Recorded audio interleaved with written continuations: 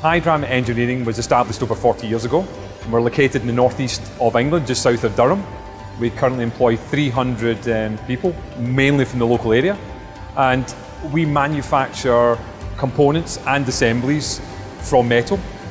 And those components and assemblies are used in a variety of end products. Hitachi have a Japanese heritage, very much a global business now, and we've thrived in the experience in working with them.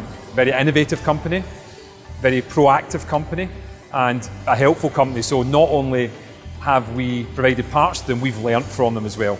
We've developed our processes internally, and it's improved us as a business. We were successful in securing approximately 1,500 different parts for Hitachi. Many of the parts you can see in those trains going up and down the East Coast and between Glasgow and Edinburgh have been manufactured at this facility. This is really our first significant venture into the rail sector. I'm super excited about that, but more importantly our employees are super excited about that.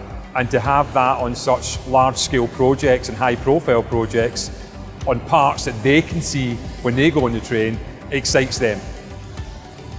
For us, the future of engineering is with younger people.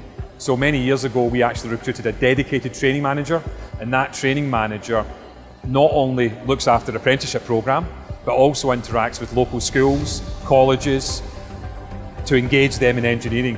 And we've actually done some work alongside Hitachi with that as well, because they are very much apprentice-driven.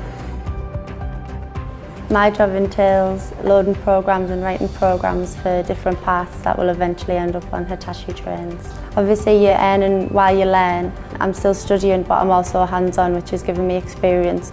Traditionally, not a lot of women would be working in this type of environment, but because Hydram and Hitachi have worked so closely together in bringing apprentice forward, it's made me feel really comfortable in my role.